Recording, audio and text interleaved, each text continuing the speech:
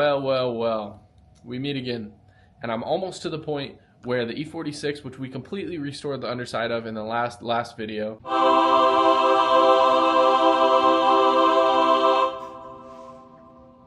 is about to be on the ground doing this again.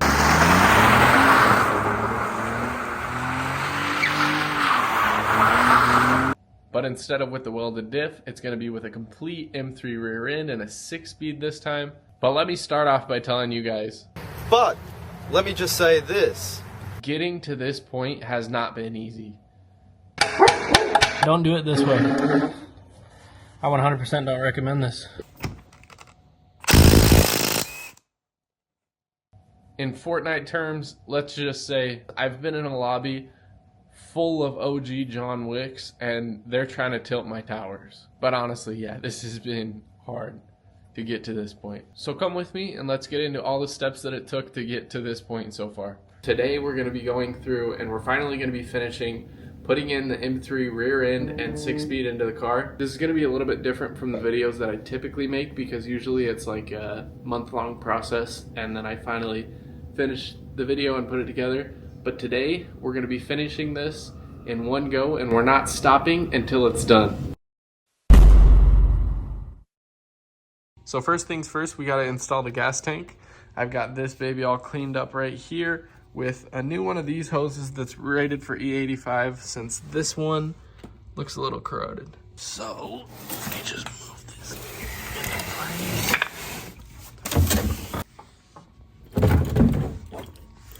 Alrighty, she's in place and ready to be put in.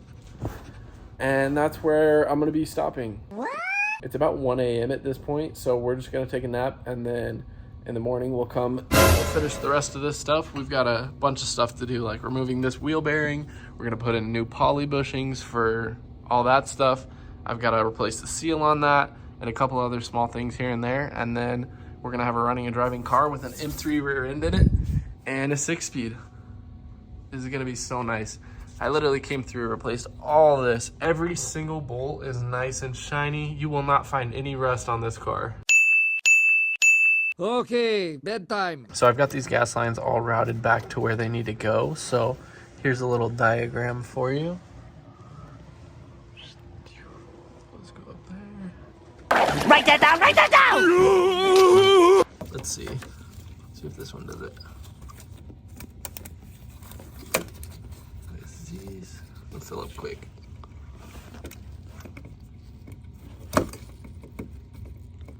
Cut.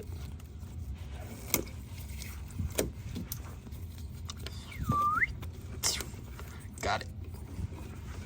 So yeah, it tastes like gas pretty bad out here. So here's the solo gas tank method. I've got all the bolts right here.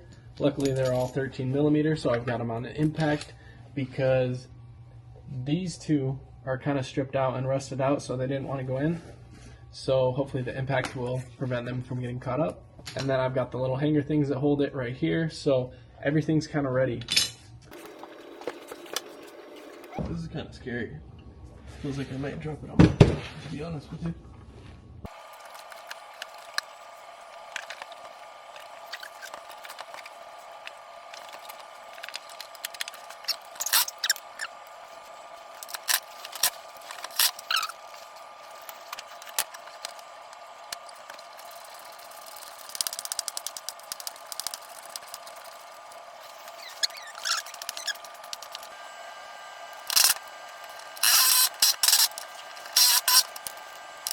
Here she is. Got this guy replaced. That makes me feel really good. And of course, the only hose clamps and everything that doesn't look nice and shiny on the car, these two, because I didn't have the right size, but oh well. So as far as solo gas tank install goes, I would rate that a 4 out of 10. It's definitely possible, but obviously if you can do it when it's not a full tank. But yeah, very difficult to be holding it there. The one side 100% stripped out, but I guess I'll just try not to hit a bump for the next every mile that I drive the car. Moving on to installing the poly bushings into the subframe and installing the wheel bearings into the trailing arms.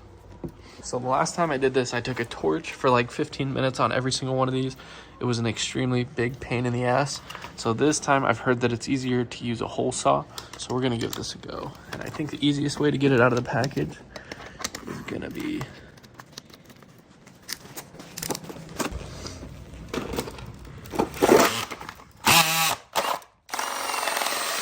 let's try this out. So we moved outside because it started making a bit of a mess in there. So let's try this again. Okay, so here's the rundown for the bushing removal. You want to take the hole saw, drill the hole all the way through the middle. This relieves the tension from the sides so you can hit the middle out. And then what I've been liking to do is take a chisel, put a notch in it, and then that way you can fit a flat head and go straight down. So the entire thing is kind of notched inwards. And there's a million different ways to do this, but this is my way. This is kind of the easiest way that I've found so far. And then I take the piece from the bearing puller tool and I hammer it all the way the rest of the way through.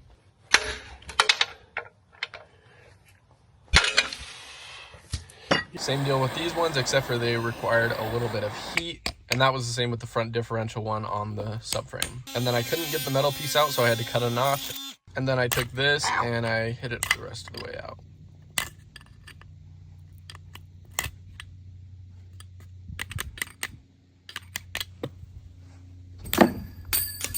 So now I've got the new one lubed up and we're gonna hammer it in and just make sure it's hammered all the way in there.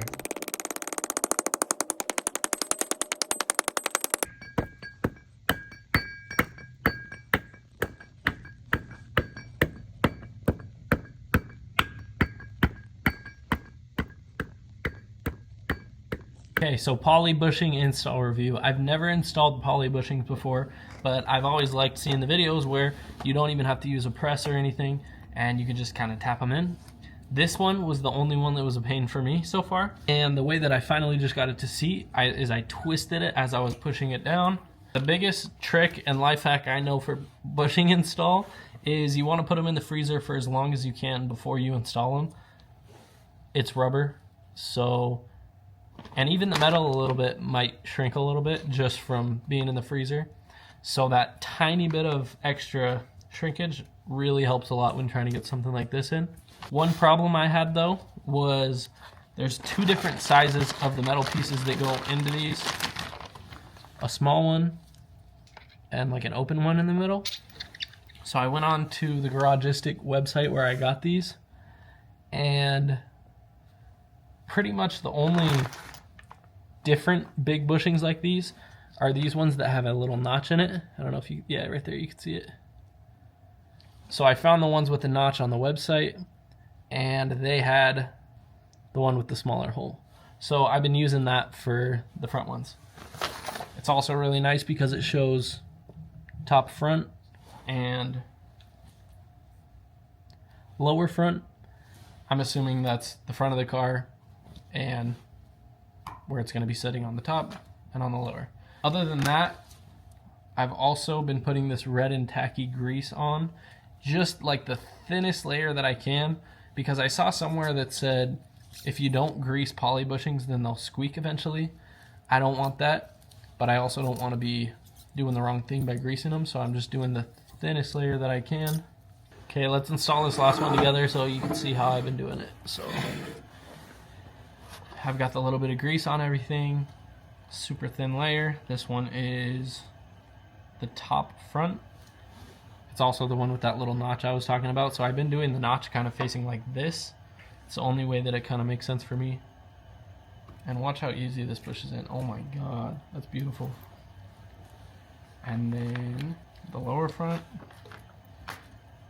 The back ones were harder than this, but they just go in so easy. If you've ever removed or installed bushings with the presses and it's like, boom, you'll know how beautiful this is that it works out like that. And this thing, I could literally just push it with my hand. I don't know if it's supposed to be that easy, but wow, looks like it's really coming together. Nice.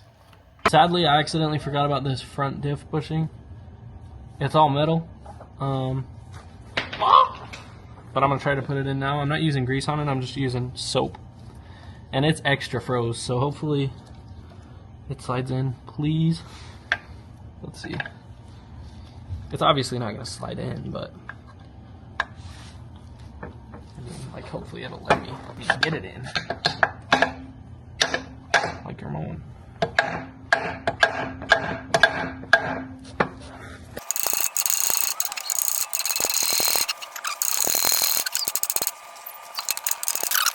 I used the cold on the inside.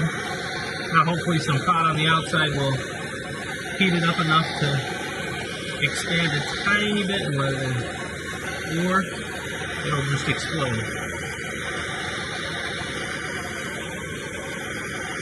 Yeah, don't do it this way. I 100% don't recommend this. Hey, shut up.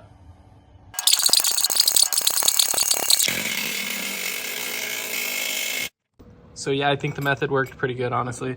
I should not have done the hammer one straight off the bat. Even though it's nice and flush now, it's all lumpy. I hope that doesn't mess the way that this seats onto each other. Easiest way to do it, I went to the store and got some screws that fit directly in it, but are long enough to where I can use this piece of the puller tool kit and then put it right here.